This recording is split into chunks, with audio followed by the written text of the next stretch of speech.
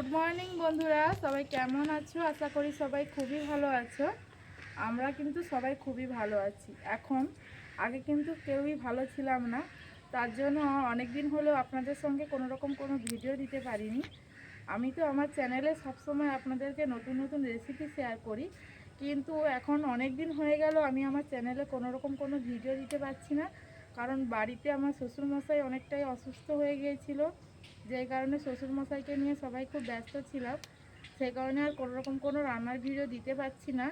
রান্নার ভিডিও দিতে একটু অসুবিধা হচ্ছে, সেই কারণে আমি ভাবলাম যে আমার চ্যানেলটাকে ধীরে ধীরে আমি গড়ে তুলছিলাম, কিন্তু চ্যানেলটা অনেক দিন না ভিডিও দেওয়ার কারণে একদমই রিচ ডাউন হয়ে গেছে।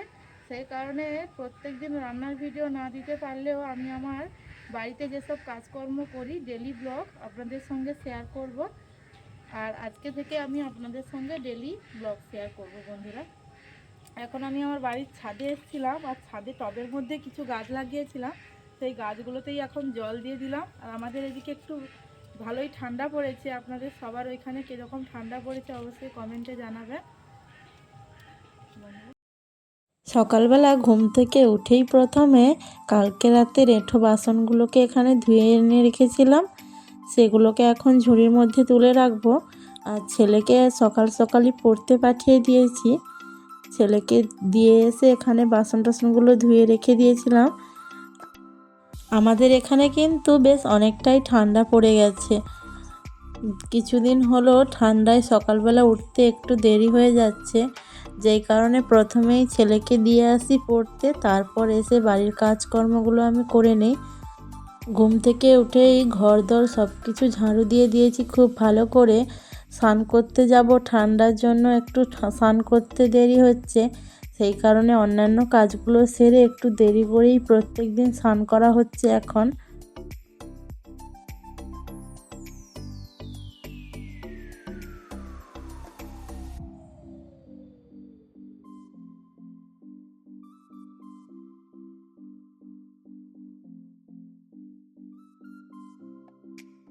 এদিকে এখন আমার বাসন টাসনগুলো সব গোছানো হয়ে গেছে। এখন আজকে কিন্তু আমি আমার শাশুড়ি মাকে নিয়ে একটু ডক্টরের কাছে যাব, সেই কারণে আজকে তাড়াতাড়ি রান্না বসিয়ে দেবো। এখন স্নান করে এসে পুজো দিয়ে নিই, তারপর আমি এদিকে রান্নাটা বসিয়ে দেবো।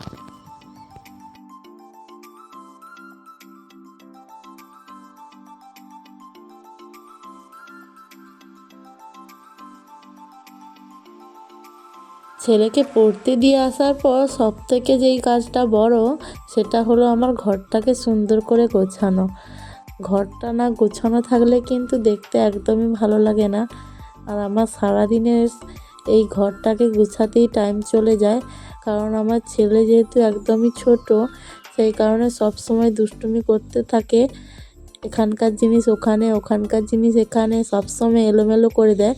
তাই ছেলে এখন বাড়িতে নেই, সেই কারণে এখন ঘরটাকে খুব ভালোভাবে গুছিয়ে নিলাম। স্নান করতে যাওয়ার আগে ঘরটা না গুছিয়ে নিলে খুব একটা ভালো দেখায় না, তাই ঘরটাকে প্রথমে গুছিয়ে দিয়ে এখন যাব স্নান করতে। আর আমার বাড়িতে মানি প্ল্যান্টের গাছ দুটো দেখো কত সুন্দর হয়েছে। আমার পাশের বাড়ির একজন জায়েদের বাড়িতে অনেক বড় মানি প্ল্যান্টের গাছ ছিল, সেখান থেকেই কয়েকটা ডাল নিয়ে এসে আমি এরকমভাবে জলের মধ্যে রেখেছি। দেখছি খুব সুন্দর রয়ে গেছে। আর আজকে অনেক দিন বাদেই একটু বাইরে রোদ্দুর উঠেছে, রোদ্দুরটা দেখে খুবই ভালো লাগছে। এই শীতের দিনে সকালে রোদ না বেরোলে কিন্তু একদমই ভালো লাগে না।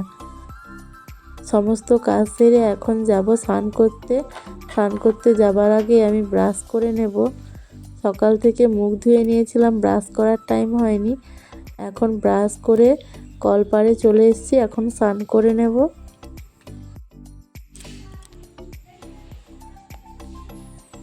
রেখে দেবো, ব্যাগটা এখানে রেখে দেবো, আমি নিয়ে রেখে দেবো। তুমি পড়াশোনা করছো টিউশনে গিয়ে? কি লিখছো? আচ্ছা, তুমি তাহলে গুড বাই বলছো তোমাকে? এখানে দিয়ে কে আঁকছে অপি? মাস্টার। কেন, তুমি দুষ্টু করছিল? কি তাহলে? শুধু পেন দিয়ে ঝাপড়ি দেয়? আচ্ছা আচ্ছা। এদিকে আমার স্নান করে আস্তে আস্তে প্রায় 9:30 বেজে গেছে। ততক্ষণে কিন্তু আমার ছেলে টিউশন থেকে বাড়ি চলে এসছে। আর স্নান করে এসেই দেখি এখানে আমাদের বাড়ির পাশের রাস্তা দিয়ে একজন দাদা এইসব বেডশিট, তারপর কম্বল, ব্ল্যাঙ্কেট এগুলো নিয়ে যাচ্ছিল। সেইখান থেকে এই বেডশিটটা কিন্তু খুব পছন্দ হয়ে যায়, আর বেডশিটটা নিয়ে নেই। মাত্র 300 টাকা নিয়েছে বন্ধুরা, একদম সুতির, আর কালারটা খুবই সুন্দর। দেখে পছন্দ হয়ে যাওয়াতেই নিয়ে নিলাম। কেমন হয়েছে অবশ্যই কমেন্টে জানিও। এখানে কিন্তু একটা বেডশিট, একটা 5 বালিশের কভার ও 2 বালিশের কভার। বন্ধুরা আমার স্নান টান সব কিছু হয়ে গেছে, এখন ঠাকুরকে পুজো দেব। পুজো দেওয়ার আগেই দেখি আমাদের বাড়ির সামনে দিয়ে একজন দোকানদার বেডশিট, মশারি এইসব নিয়ে যাচ্ছিল। তো সেখান থেকে দেখুন আমার একটা বেডশিট খুব পছন্দ হয়ে যায়, আর এই বেডশিটটা আমি এখন নিয়ে নিলাম। 300 টাকা নিয়েছে মাত্র। সুতির বেডশিট, খারাপ নয় কিন্তু। কালারটা কেমন হয়েছে অবশ্যই কমেন্টে জানাবেন। দেখুন নেভি ব্লু আর হোয়াইটের ওপরে, কালারটা কিন্তু দারুণ লাগছে।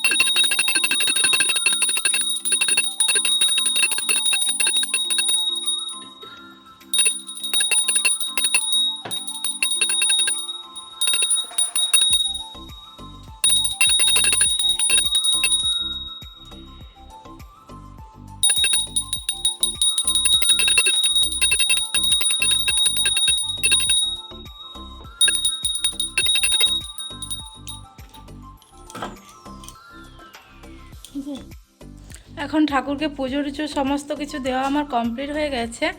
আর এদিকে এখন রান্না বসাবো। ভাতটা রান্না করে নিয়েছি, স্নান করে সেই প্রথমে ভাত বসিয়ে দিয়েছিলাম। ভাতটা রান্না হয়ে গেছে, এখন বাকি সমস্ত রান্নাগুলো করে নেব তাড়াতাড়ি করে।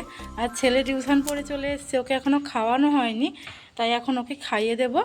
খিচুড়ি, স্কুল থেকে খিচুড়ি দিয়েছে, ভাবছি সেটাকে ছেলেকে খাইয়ে দেবো। আর কোনো কিছু খাওয়ার করিনি এখন সকালে। খিচুড়ি স্কুল থেকে জানি খিচুড়ি দিয়েছে বন্ধুরা, এখানে দেখছি ভাত দিয়েছে। আজকে আসলে ভাত দেওয়ার কথা আমার ঠিক খেয়াল ছিল না, আমার ঝিয়ারি স্কুল থেকে ভাতটা এনে দিয়েছে। তো এখানে দিয়েছে দেখুন আলু, পেঁপে, ডাল সেদ্ধ, ডিম সেদ্ধ আর ভাত। প্রত্যেকদিন স্কুলে আমাদের একদিন ভাত দেয় আর একদিন খিচুড়ি, সেই কারণে আজকে দিয়েছে ভাত, আবার হয়তো কালকে খিচুড়ি দেবে। চলো এখন ছেলেকে এটা খাইয়ে দিই।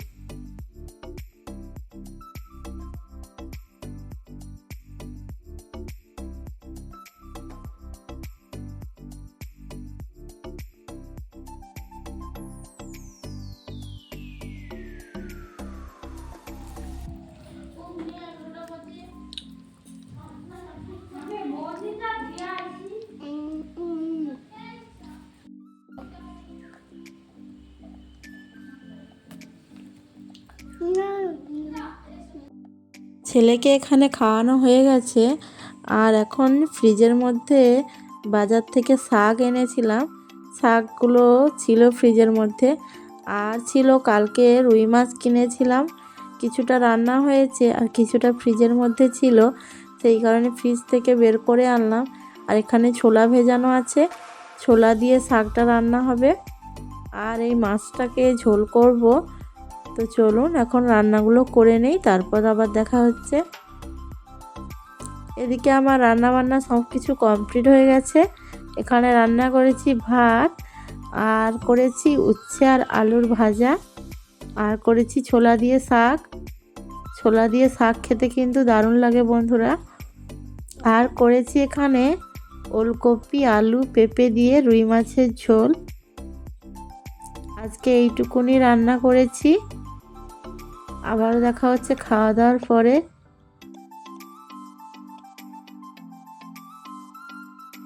রান্না বান্না কমপ্লিট হয়ে যাওয়ার পর এখানে ছেলেকে স্নান করিয়ে নিয়ে চলে এসেছি। এখন লোসন টোসন সব কিছু ছেলেকে মাখাচ্ছি। আর ছেলে আমার এতটাই দুষ্টু যে সব সময় দুষ্টুমি করতে ব্যস্ত থাকে আর একদমই স্নান করতে চায় না। এখন ঠান্ডা পড়ে গেছে সেই কারণে স্নান করতে চায় না, তাই ওকে স্নান করিয়ে এসে এখানে রেডি করাচ্ছি। এখন ভাত খাওয়াবো। আর সব সময় আমার ছেলে দুষ্টুমিতে ব্যস্ত থাকে।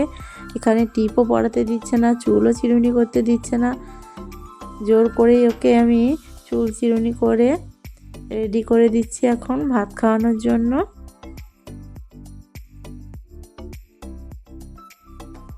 এখানে ছেলেকে রেডি করে দিয়ে এখন ভাত বেড়ে নিয়েছি বাবার জন্য, মানে আমার শ্বশুরমশাইয়ের স্নান করা হয়ে গেছে।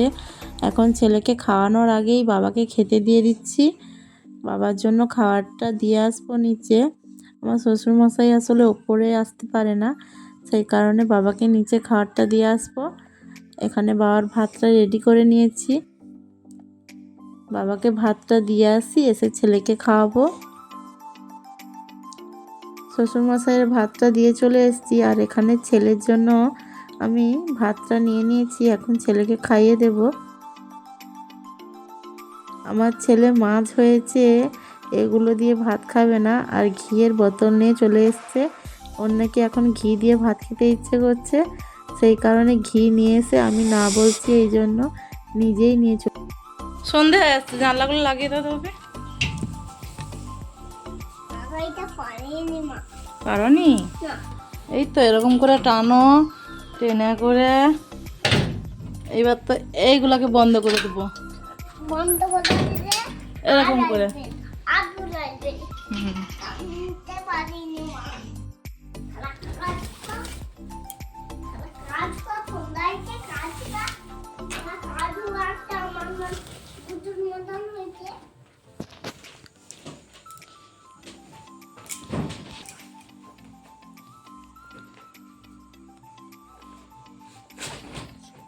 খাবো এখন বাপি? কিশমিশ খাবো না আপেল খাও? কিশমিশ খাবো, ঠিক আছে চলো আসো আসো। এখন বাজে বিকেল 5টার মতন, আর ছেলে বেশ খাওয়া দাওয়ার পর অনেকক্ষণই ঘুমিয়েছিল, এখন ঘুম থেকে উঠে পড়েছে। আর এখন ওর বায়না ওকে কিশমিশ খেতে দিতে হবে, তাই চলো এখন ওকে কিশমিশ খেতে দেই। আর একটা অ্যাপেল কেটে দেবো দিয়ে। আচ্ছা আপেল কিশমিশ দুটোই খাবো? আচ্ছা ঠিক আছে চলো এখন ওকে খেতে দেই। আর বাইরে একটু এখন খেলবে, তারপর এসে আবার পড়তে বসবে। চলো তাহলে দেখা হচ্ছে আবার কিছুক্ষণ পর। ছেলে তো কিশমিশ খেতে চাইলো, আর তখন বেরিয়ে এসে দেখি আমার বড় ননদের জামাইবাবু এখানে এনেছে পায়েস মিষ্টি। আসলে আমার একজন ভাগনার আজকে জন্মদিন, বড় ননদের ছেলের, সেই কারণে পুজো দিয়েছিল মন্দিরে। সেই পুজো দিয়ে আমাদের সবার জন্য পায়েস এনেছে। পায়েসটাকে এখন দেব ছেলেকে খেতে। আমার ছেলে মিষ্টি খেতে খুবই ভালোবাসে, আর তাই জন্য পায়েস দেখে একদম আনন্দ হয়ে গেছে। এখানে ওকে পায়েসটা খেতে দিলাম, তার সঙ্গে কিছুটা কাজু ও কিশমিশ দিলাম। কাজু কিশমিশটা দেওয়ার সঙ্গে সঙ্গেই খেয়ে নিয়েছে, আর কয়েকটা আছে। আর ও দেখো পায়েসটা পেয়ে কতটা খুশি হয়ে খাচ্ছে। ও খুবই মিষ্টি খেতে পছন্দ করে, ছোটবেলা থেকেই খুব মিষ্টি খেতে পছন্দ করে।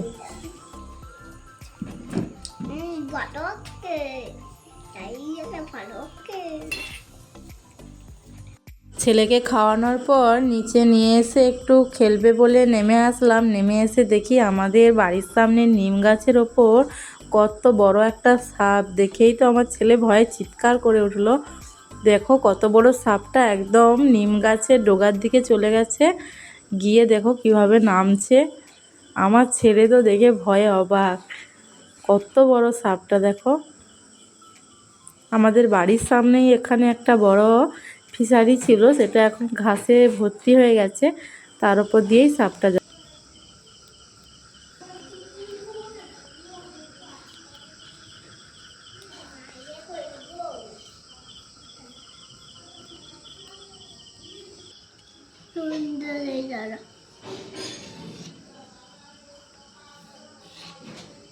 আকার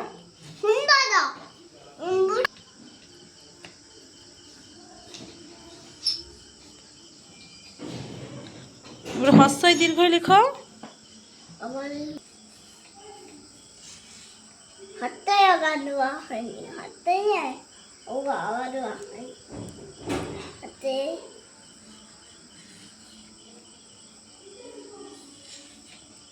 দাও। ওটা আবার কি হলো? এখানে অ হলো তো, ওর পেছনে আবার এটা কি হলো? ডেকে দাও তো বাপি, একবার অ ডাকো তুমি।